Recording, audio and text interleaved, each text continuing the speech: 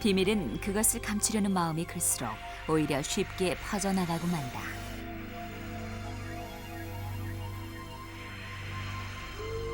신라시대 밤마다 뱀들에게 둘러싸여 살았다는 한 임금이 있었다. 그에게는 또 다른 비밀이 있었으니 귀가 마치 당나귀처럼 길어진 사실이었다. 비밀을 아는 것은 두건을 만드는 복두장 한 사람뿐. 왕은 그에게 비밀을 지키도록 명했다.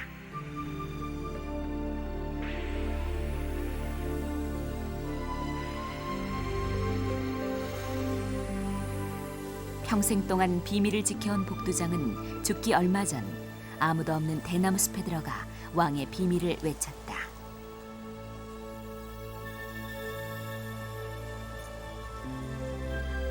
그 후 바람이 불어올 때마다 대나무 숲에선 왕의 비밀을 알리는 소리가 울려 퍼졌다고 한다.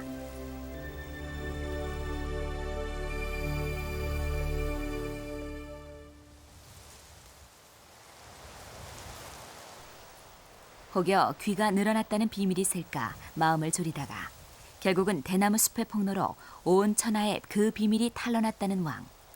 그는 신라 48대 임금 경문왕이었다. 이야기 속의 대나무 숲이 정확하게 어디인지는 확인할 길이 없다. 그러나 사람들은 경주의 어느 대나무 숲이든 그것을 거닐 때면 동화 같은 경문왕의 이야기를 자연스레 떠올려 보기도 한다.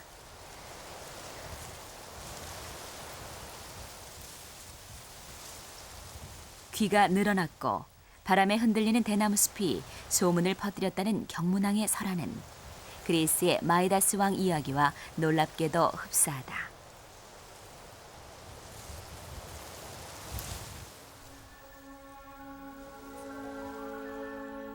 마이다스 왕은 부와 권력으로 남부러울 것이 없어졌다. 그러자 교만해지게 되고 태양의 신인 아폴론까지 우습게 여기게 된다. 화가 난 아폴로는 마이다스 왕의 귀를 당나귀 귀처럼 만들어버렸다. 혼자만 그 사실을 알게 된 궁정 이발사는 참다 못해 갈대밭에서 비밀을 털어놓으니 그 후 바람이 불 때마다 갈대밭에서 소문이 들려왔다는 이야기다. 마이다스 왕의 이야기는 교만함에서 모든 일이 비롯된 것이다.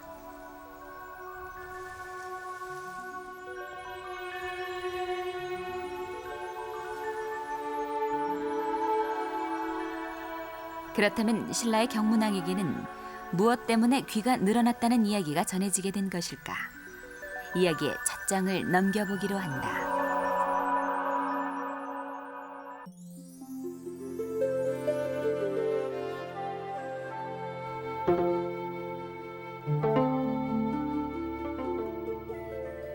신라 48대 경문왕의 이름은 응념으로 왕위에 오르기 전 불과 18의 나이 때 국선이 됐습니다.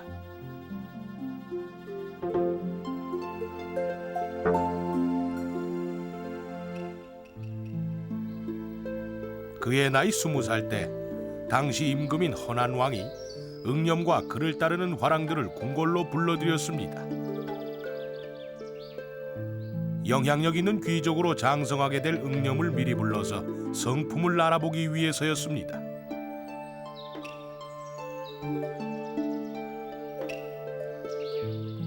헌안왕은 일행을 반갑게 맞이했습니다.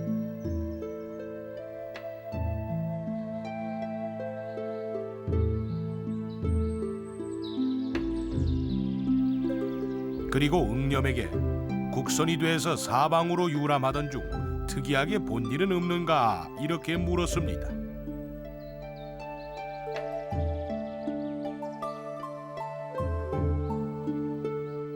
응념은 행실이 바른 세 사람을 봤다고 대답했습니다.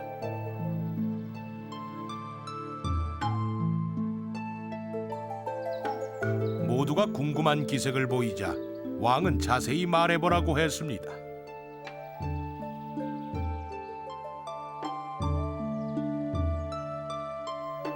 응념은 사방으로 유람하던 중 윗자리에 있으면서 아랫자리에 앉는 사람, 부자이나 검소한 의복을 입는 사람, 세도 양반이나 위세를 부리지 않는 사람, 이렇게 세 사람을 봤다고 대답했습니다.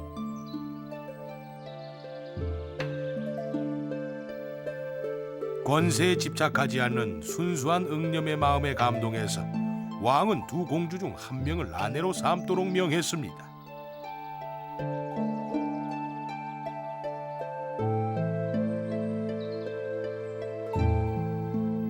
갑작스런 제안에 응념은 당황했습니다. 덩달아 두 공주의 안색도 붉어지자 어찌할 바를 모르던 그는 일단 절을 하고 자리에서 물러나왔습니다.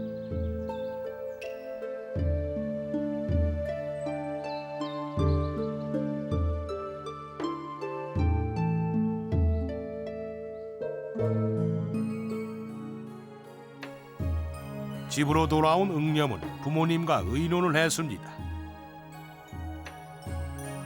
부모님은 기뻐하면서 맏공주는 아주 못생겼고 둘째 공주는 매우 고우니 둘째에게 장가드는 것이 좋겠다 이렇게 말했습니다.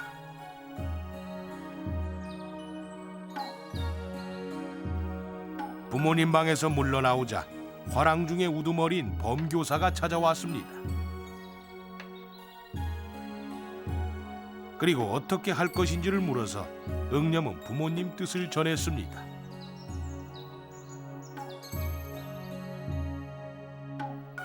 잠시 생각에 잠겼던 범교사는 놀라운 말을 전했습니다. 만일 응념이 둘째 공주와 결혼하게 되면 자신이 곧 죽게 되고 첫째 공주와 결혼하면 세 가지 좋은 일이 생긴다는 것이었습니다.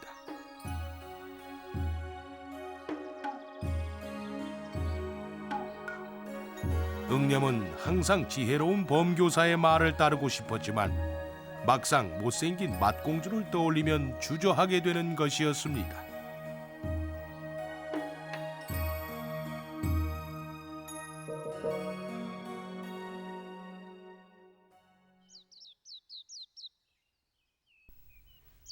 경주시 서학동 선도산의 남쪽 구름 끝자락.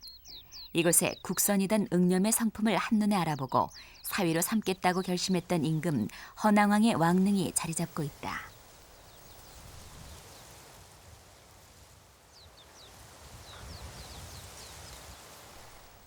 허난왕은 불과 4년 동안만 나라를 다스렸고 뚜렷한 치적도 전해지고 있지 않다. 그래서인지 왕릉도 별다른 꾸밈 없이 소박해 보인다. 허난왕이 재위한 기간은 원숙함을 바탕으로 화려한 문화를 꽃피운 신라 말기에 속하는 시기다. 역사적으로는 37대 왕부터 56대 마지막 왕까지를 신라 말기로 본다면 그 156년간 무려 20명의 왕이 교체된 시기였다.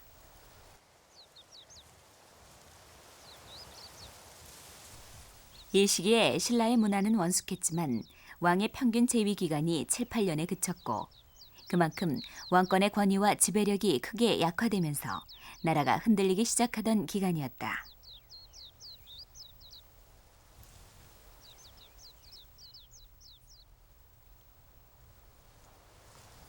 그러다 보니 군사력과 경제력을 앞세워 힘으로 왕위를 쟁취하려는 패도의 시대가 된 것이다.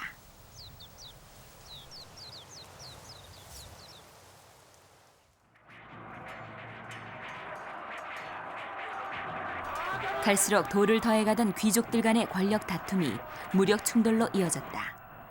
중앙의 통제를 벗어나 지방에서 세력을 넓혀온 귀족들이 골품 제도를 무시하는 새로운 체제를 만들어 세우려는 혼란스런 시기였던 것이다.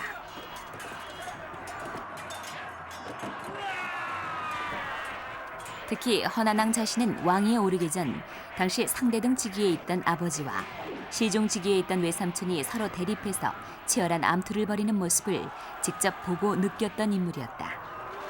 인척에서부터 측근인 귀족에 이르기까지 어느 누구도 깊게 신임하기는 어려운 상황이었다.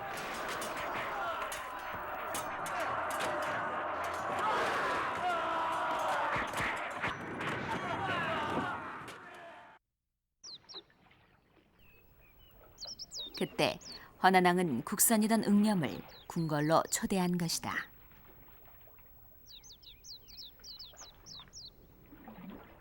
지금까지 신라의 궁궐터로 확인되고 있는 곳은 이곳 안압지가 있는 별궁터, 반월성터, 성동동 전랑지, 용왕동 유적 등 4곳에 이르고 있다.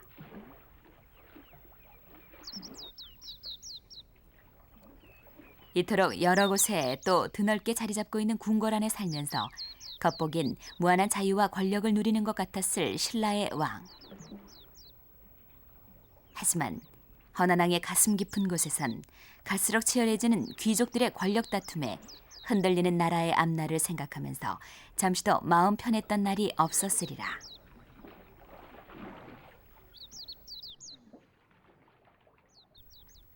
국선이던 응념 일행을 초청한 것도 앞으로 큰 귀족으로 자리 잡게 될 응념의 성품을 미리 알아보기 위해서였던 것으로 보인다.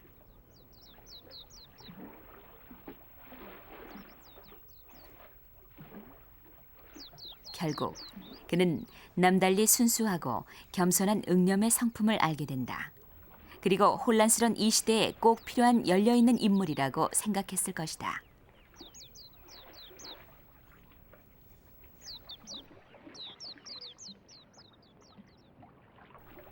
때문에 결국 응념을 사위로 삼게 되는 것이다.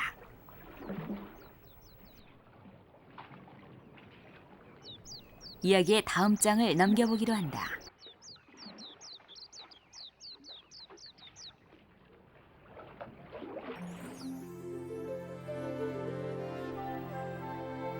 두 공주 중 한 사람을 선택하기 위해 고민하던 응념은 결국 범교사의 지혜에 따르기로 하고 못생긴 맏공주와 결혼을 했습니다.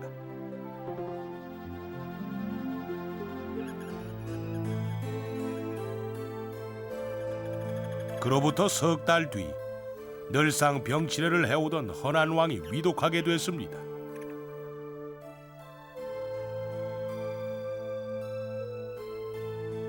왕은 스스로도 마지막임을 직감하고 사람들을 불렀습니다.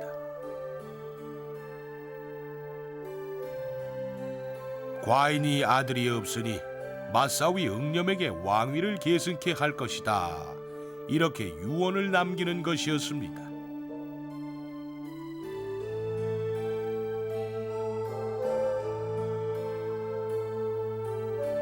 그리고는 큰 숨을 한 번 내쉬고 서서히 눈을 감았습니다.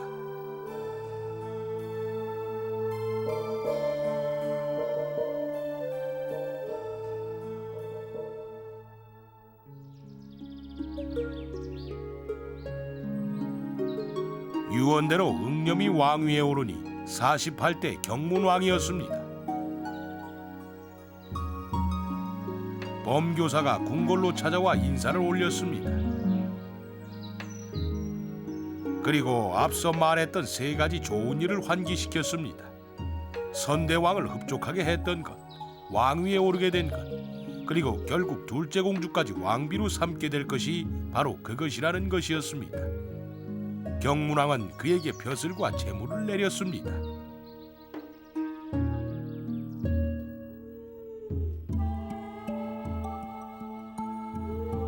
그런데 경문왕이 즉위한 지 몇 년 후 왕이 거처하는 전각에 매일 밤 이상한 일이 벌어졌습니다. 수많은 뱀들이 떼를 지어 몰려드는 것이었습니다. 궁궐 사람들은 겁이 나 뱀들을 쫓아내려고 했습니다. 하지만 왕은 뱀들을 그냥 두라고 명했습니다.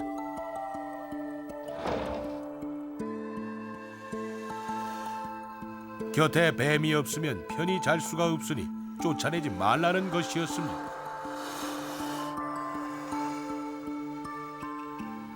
모두가 기이하게 여겼지만 더 소문이 퍼지지 않도록 조심하는 수밖에 없었습니다. 하지만 왕의 측근들 외에 그 사실을 아는 이가 단 한 사람 더 있었습니다. 왕의 두건을 만들기 위해 처소를 드나드는 복두장이었습니다. 게다가 왕이 뱀과 잔다는 사실 외에도 복두장은 왕의 비밀을 한 가지 더 알고 있었습니다. 오직 왕과 복두장만이 알고 있는 비밀이었습니다.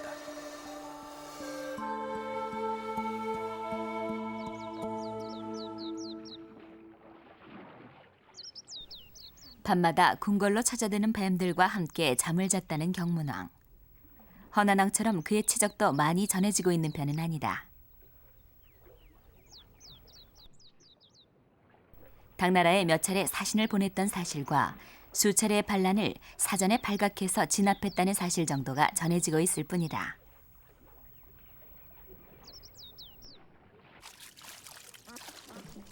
신라 말기의 다른 왕들에 비해서는 비교적 오랜 기간인 15년 동안 왕위를 지켰던 그가 이렇게 설화 외에는 그다지 행적이 알려져 있지 않은 까닭은 무엇일까?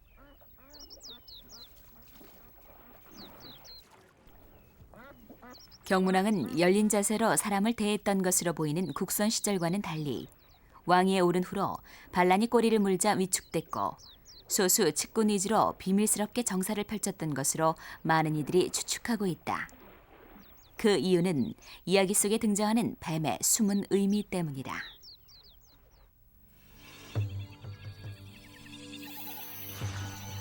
뱀은 예로부터 땅에 몸을 대고 살면서 땅에서 나는 먹거리를 주식으로 삼기에 집터나 사람을 지켜주는 존재로 여겨지기도 했다.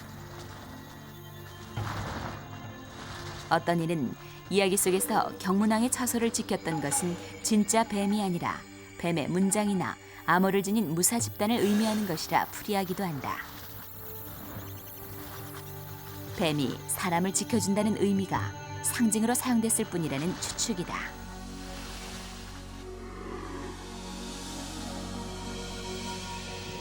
또 다른 이들은 예로부터 뱀을 영물로 간주했던 뱀 신앙의 전통에 기대어 이야기 속의 뱀이 왕권의 신성함을 상징하는 의미로 차용된 것이라고 풀이하기도 한다. 어쨌든 뱀이 무사 집단이었거나 신성함을 상징했거나 두 가지 중 어떤 경우라도 이야기 속에는 경문왕과 백성들과의 거리감이 뚜렷이 담겨 있는 것만은 사실인 듯하다.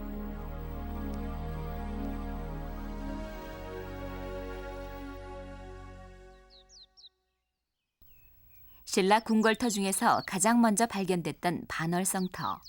안압지 주위의 궁터가 별궁이라면 이것은 왕이 주로 기거했던 정궁터였던 것으로 추정되고 있다. 하지만 근래 들어 경주의 북쪽에서도 궁궐의 흔적들이 발견됐으니 신라의 왕궁은 경문왕의 행적만큼이나 아직도 두꺼운 베일에 쌓여있는 셈이다. 반월성터에는 성을 둘러싼 해자가 남아있다. 성 주변에 넓고 깊은 웅덩이를 파고 물을 채워 적의 침입에 대비한 것이다. 이렇게 마치 성을 둘러싼 해자처럼 경문왕은 왕위에 오른 후 자신의 주변에 두꺼운 장막을 드리웠던 것은 아니었을까? 국선 시절 여러 덕목 중 겸손함을 최고로 꼽았고 결코 다른 사람의 의견을 가볍게 여기지 않았던 경문왕. 그 성품으로 왕이 될 결정적인 계기를 마련했다는 이야기가 전해지던 그에게 즉위 후에는 오히려 베일에 쌓인 밀실 정치의 느낌을 주는 이야기들이 전해지고 있는 것이다.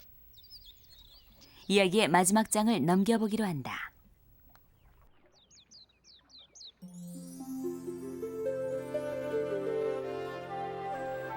왕과 두건을 만드는 복두장. 이렇게 오직 두 사람만이 알고 있는 왕의 비밀은 궁궐 사람들은 물론이거니와 왕후들까지도 모르고 있는 사실이었습니다.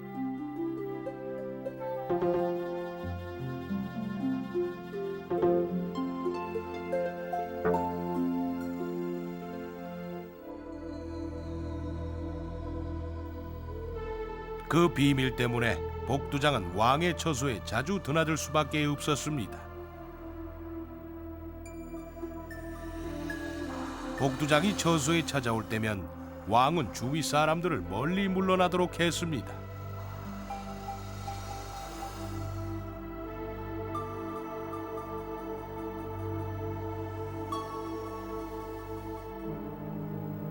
그리고 두건을 벗었습니다. 복두장은 깜짝 놀랐습니다. 그동안 조금씩 길어지고 있던 왕의 귀가 갑자기 당나귀 귀처럼 부쩍 길어져 버린 것이었습니다. 두 사람만이 아는 비밀은 점점 더 길어지고 있는 왕의 귀였던 것입니다.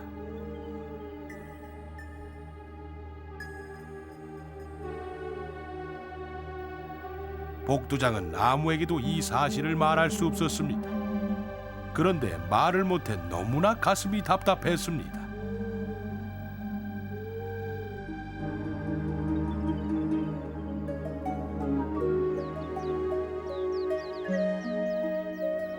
그렇게 세월은 흘러갔지만 복두장은 아무에게도 이 사실을 말하지 않고 용케 참아냈습니다.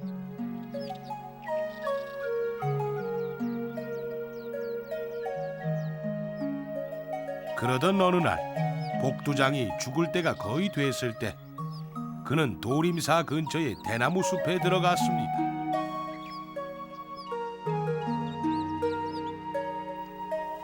그리고 아무도 없는 깊은 숲속까지 들어오자 그는 대나무를 향해 외쳤습니다. 이제껏 아무에게도 말한 적이 없던 임금의 비밀이었습니다. 소리는 퍼져올라 대나무 숲으로 스며들었습니다.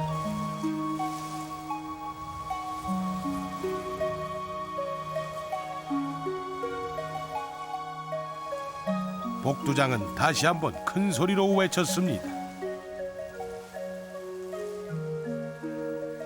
그 후로 바람이 불 때면 대나무 숲에서 소리가 퍼져나왔습니다. 우리 임금 귀는 노새와 같네 하는 소리였습니다. 사람들은 바람에 실려오는 소리에 수군거렸고 그 소리는 궁궐까지 들려왔습니다. 경문왕은 너무도 듣기 싫었습니다. 해서 대나무를 모두 베어버리라고 명했습니다.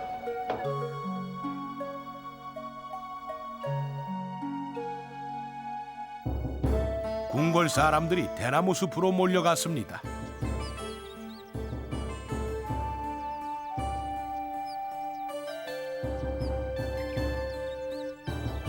그리고 대나무를 베기 시작했습니다.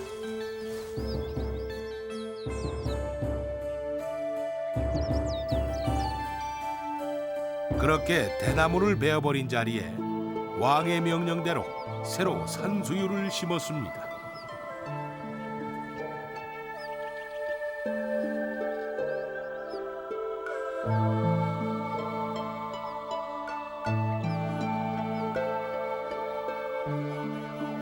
그 후엔 바람이 불면 우리 임금귀가 노새귀 같네 하는 소리 대신 우리 임금귀는 기다랗네 하는 산수유 숲에 속삭이는 소리가 울려 퍼졌다. 이렇게 전하고 있습니다.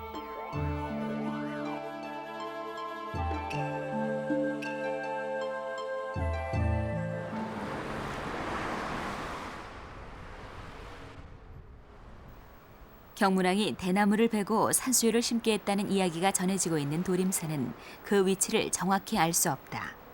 추정지가 몇 군데 있긴 하지만 아직 정확히 확인된 곳은 없다. 하지만 지금도 경주에는 곳곳에 산수유 나무가 자라고 있다. 특히 지명에까지 꽃 화자를 써서 화천이라 부르는 이곳 냇가 마을에는 봄이면 온통 노란 산수유가 냇가를 뒤덮는 장관을 이룬다. 산수유는 번식이 잘 되고 봄이면 일찍 노란 꽃을 피워낸다. 어떤 때는 매화보다도 앞서 꽃을 피우기도 한다. 이렇게 마치 봄을 알리는 전령사처럼 추운 겨울이 꼬리를 감추기가 무섭게 활짝 피어나는 산수유를 보고 있으면 베어진 대나무를 대신해서 경문왕의 비밀을 퍼뜨리고 말았다는 이야기 속의 산수유가 떠오르기도 한다.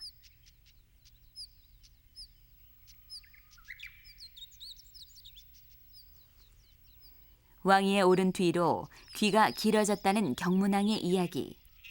그 긴 귀의 이미지 속에 사람들은 어떤 뜻을 담아 전하고 싶었던 것일까?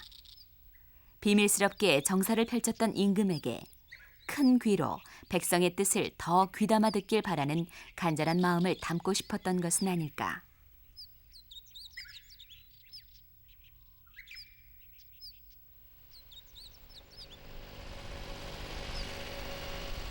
봄이 되면 따로 돌봐주지 않아도 마치 기다렸다는 듯이 들판엔 온갖 꽃들이 가득 피어난다. 설화의 뿌리도 그만큼 깊고 또 다양하다. 그러면서 억센 생명력으로 전해온 시간만큼이나 수많은 의미를 담아 전하고 있는 것이다.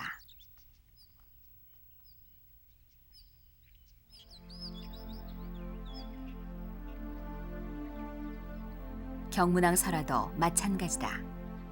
그 비밀스러운 상징들 속에 담겨 있을 수많은 의미들, 그 숨겨진 의미들을 이 짧은 봄철에 떠난 며칠간의 여정 속에서 다 살펴보지 못해 아쉽기만 하다. 여정 끝에 들린 화천의 대나무 숲 속에서 떠오르는 숱한 상념들. 그 속에서 오늘은 그저 다시 한번 경문왕의 길어진 귀의 의미를 되새겨볼 뿐이다.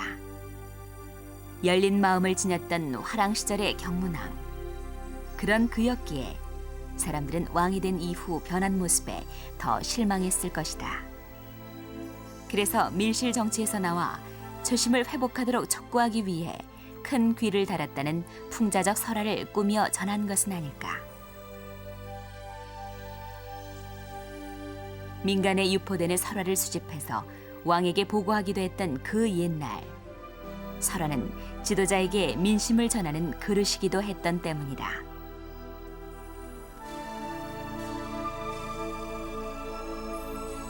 경문왕은 바람과 대나무 숲이 전하는 진실이 듣기 싫어서 숲을 베어냈다.